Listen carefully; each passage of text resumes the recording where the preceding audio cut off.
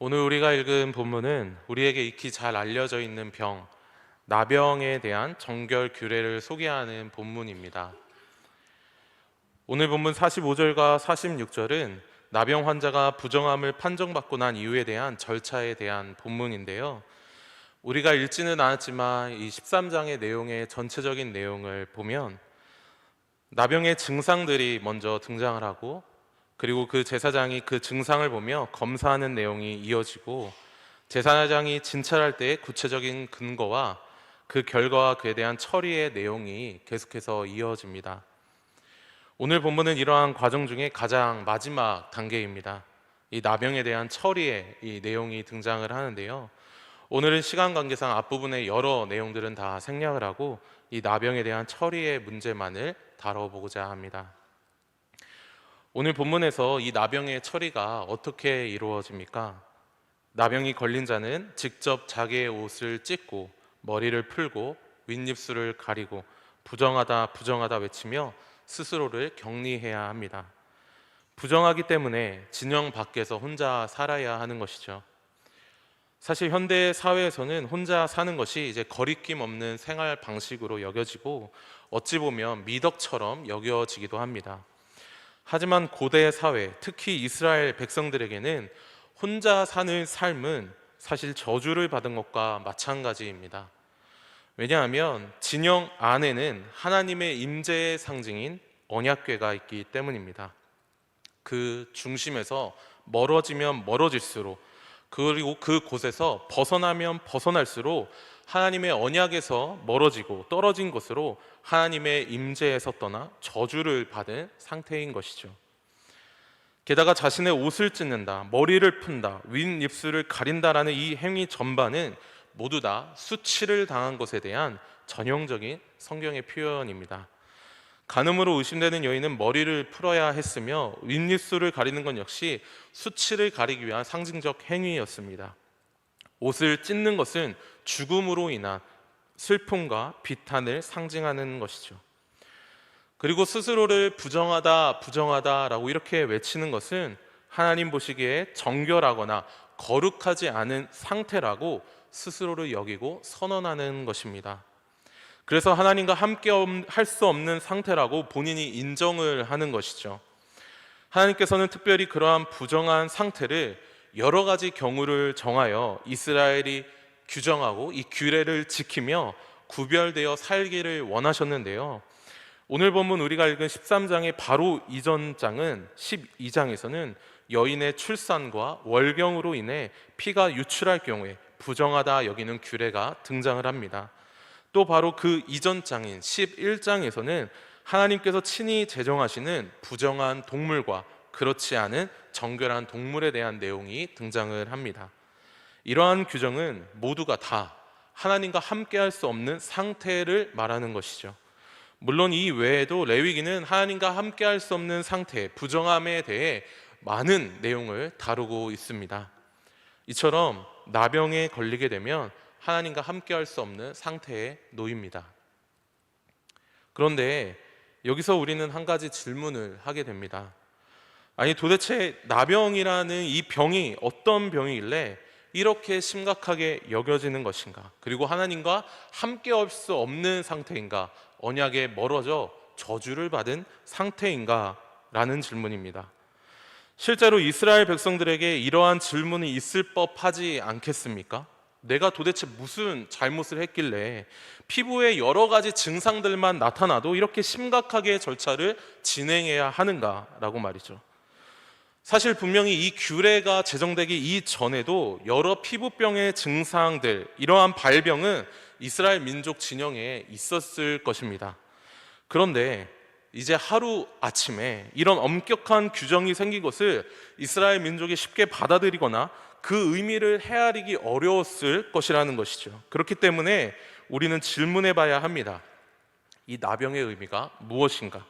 무엇이길래 하나님이 이렇게 엄격한 규례를 제정하셨는가라고 말이죠.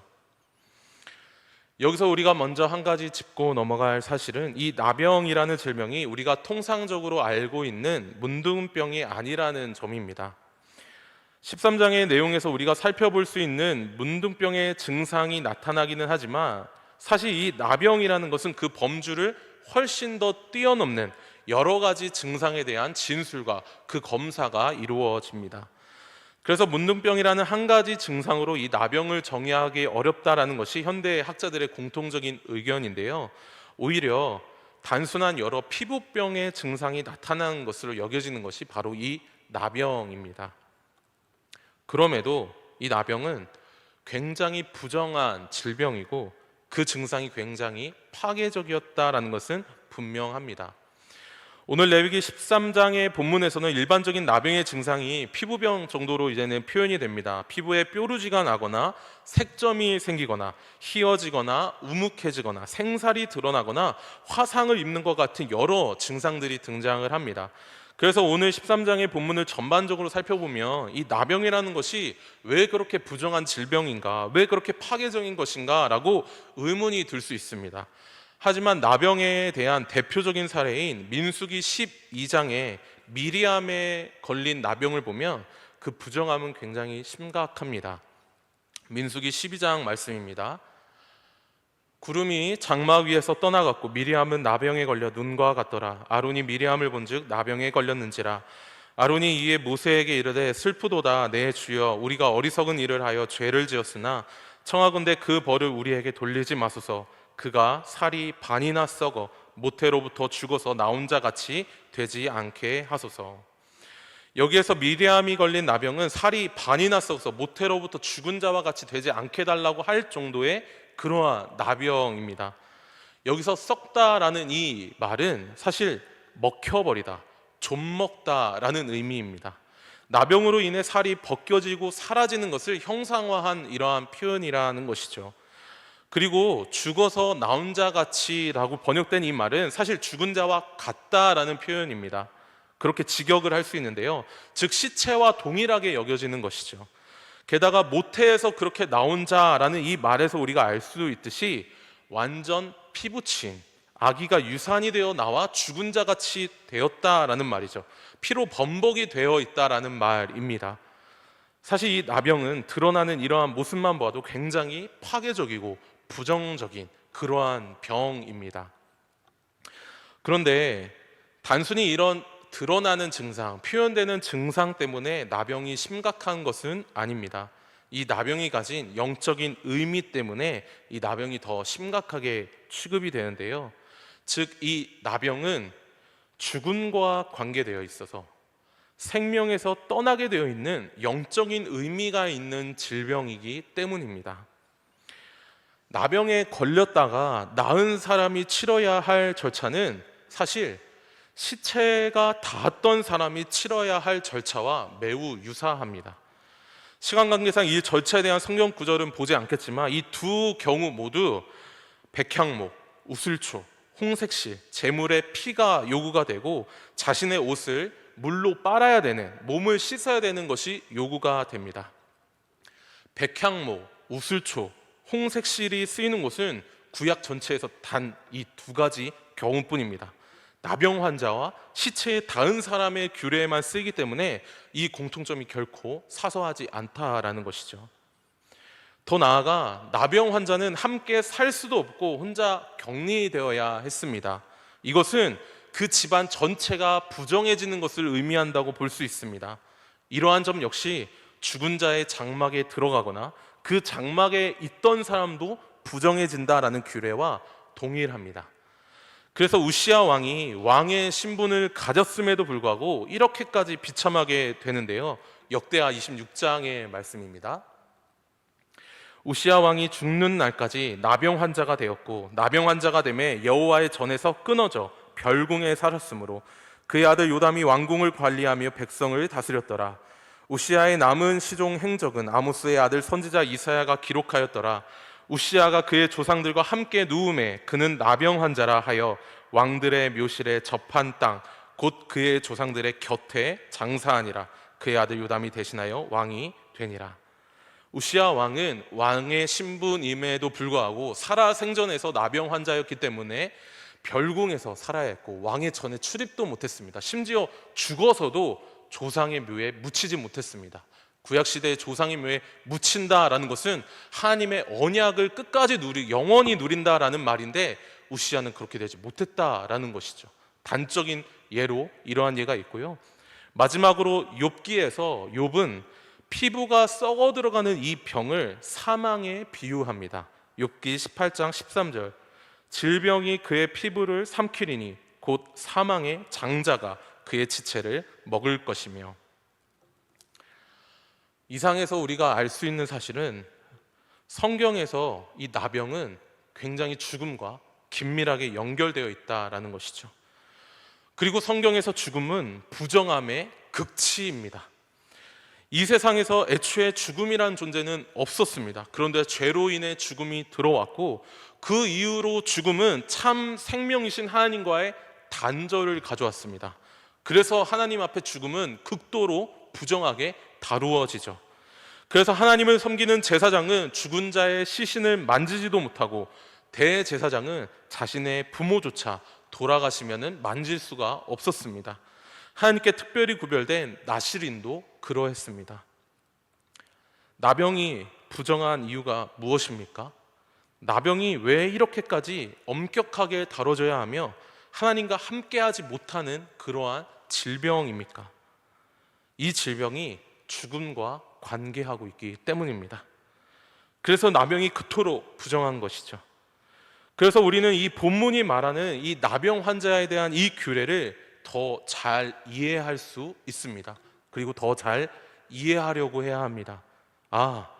이것이 이렇게나 부정하기 때문에 자기 스스로를 부정하다고 외치고, 머리를 풀고 입술을 가리고 옷을 찢고 스스로를 격리하며 하나님의 임재와 언약에서 멀어지는 일을 직접 해야 하는구나, 정말 나병은 심각한 질병이구나, 하나님과 멀어지는 것이 마땅하구나 라고 우리는 본문을 읽어야 합니다. 그래서 고든 웨남이라는 학자가 본문을 주의하면서 이 나병 환자의 상태를 이렇게 요약을 하며 간결하게 말했습니다. 살아있는 상태에서 죽음을 경험하는 삶. 나병 환자는 살아있지만 죽어있는 시체, 그래서 썩어 문드러져가는 시체와 다름없는 존재라는 것을 보여주는 그러한 영적인 의미를 가진 질병입니다. 그래서 하나님과 함께할 수 없는 것이죠. 성경은 이러한 나병 환자의 상태, 살아있는 상태에서 죽음을 경험하는 삶이 모든 죄인된 인간의 삶이다라는 것을 일관되게 제시합니다. 앞서 우리는 미리암과 우시아의 예를 보았지만, 구약에서 나병이 발병한 사례를 보면 모두 그들의 죄악으로 인해 나병이라는 질병이 발생하여 살아있는 상태에서도 죽음을 경험하는, 하나님과 단절될 수밖에 없는 비극적인 모습을 묘사하는데 나병이라는 것이 쓰이게 됩니다. 그들이 비록 하나님을 믿는 신앙을 가졌을지라도 말이죠. 그러한 상태에서, 나병이 걸린 상태에서 벗어날 수 있는 유일한 길은 하나님의 생명이 함께하는 것뿐입니다. 물론 모든 피부병의 발생이 죄로 인해 발생하는 것은 아닙니다. 다만 성경에서는 이 영적인 원리를 가르쳐주고자 나병의 예를 들어 죄인의 끔찍한 상태, 하나님을 의지하는 자들의 상태, 의지하지 않는 자들의 상태, 즉 참 생명이신 하나님을 떠나 죽음을 경험하는 상태가 이러하다라는 것을 알려주고자 하는 것이죠. 구약에서뿐만 아니라 신약에서도 이러한 일관된 영적인 가르침은 동일하게 등장을 합니다. 특히 나병 환자를 고치시는 예수님은 단순히 그들의 질병을 고치시는 의사가 아니죠. 예수님은 나병의 상태, 즉 살아있지만 죽어있는 상태, 죽음을 경험하는 그 비참한 인간의 죄인 상태를 해결하기 위하여 오신 죄인의 구주이고 영적인 의사입니다. 실제로 그분은 나병을 깨끗하게 하심으로 복음을 전파하는 사역을 감당하셨죠. 누가복음 7장에서 예수님은 스스로의 사역을 이렇게 말씀합니다. 7장 22절, 예수께서 대답하여 이르시되 너희가 가서 보고 들은 것을 요한에게 알리되 맹인이 보며 못 걷는 사람이 걸으며 나병 환자가 깨끗함을 받으며 귀먹은 사람이 들으며 죽은 자가 살아나며 가난한 자에게 복음이 전파된다 하라. 누구든지 나로 말미암아 실족하지 않은 자는 복이 있도다 하시니라.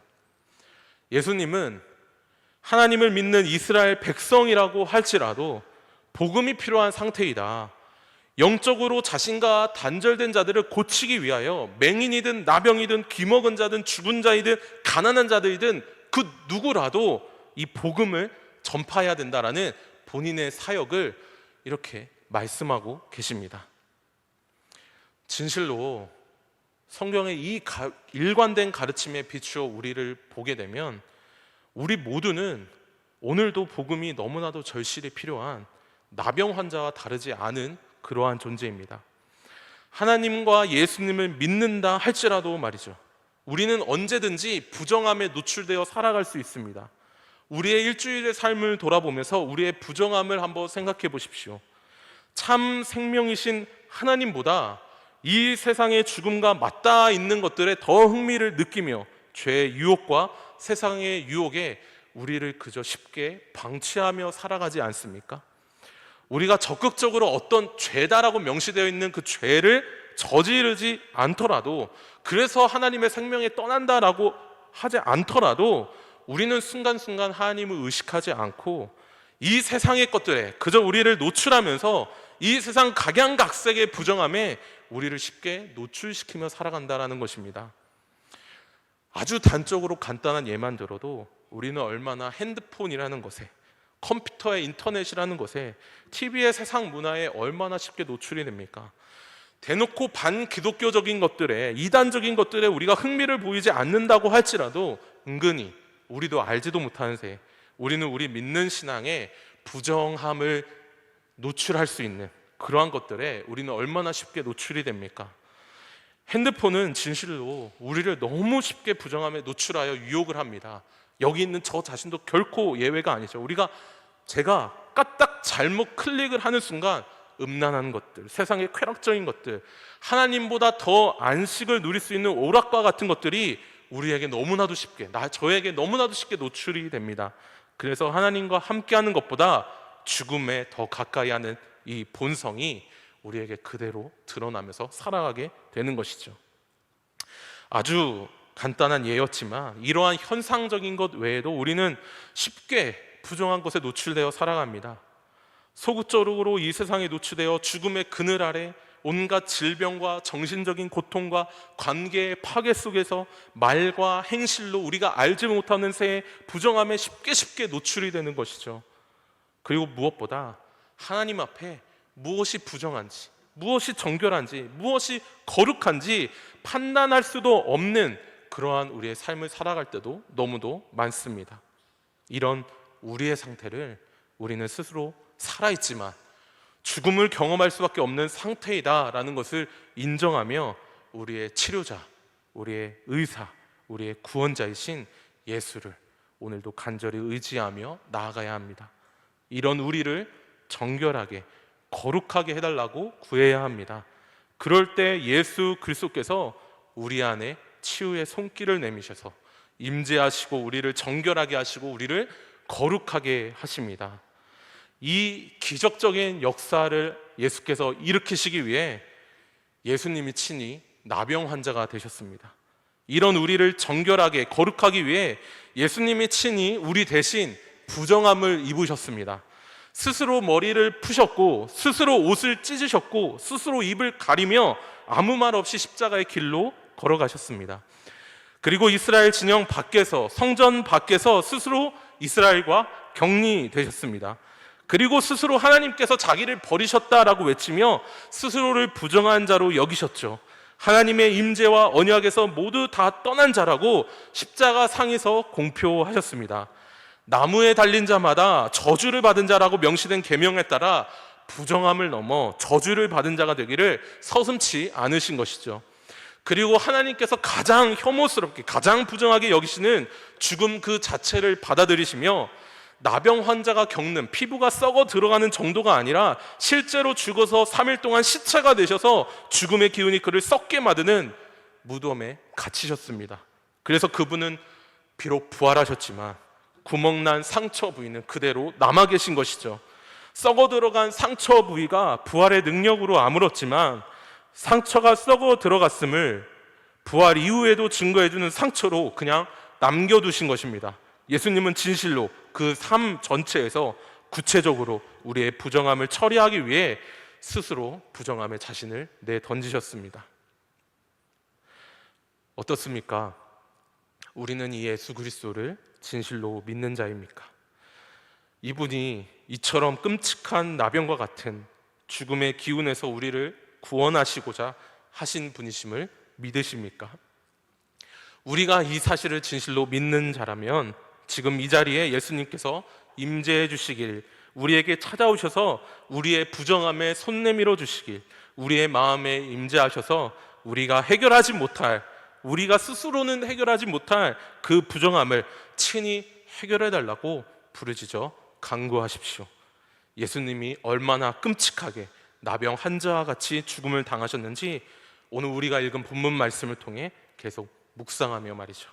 바라기는 우리 모든 성도님들이 스스로를 나병 환자처럼 여기신, 스스로 나병 환자가 되신 예수님의 그 구원의 은혜에 힘입어 그 어떠한 부정함도, 그 어떠한 죄와 죽음의 세력에도 정결하고 거룩한 삶으로 나아가길 간절히 소망합니다. 기도하겠습니다.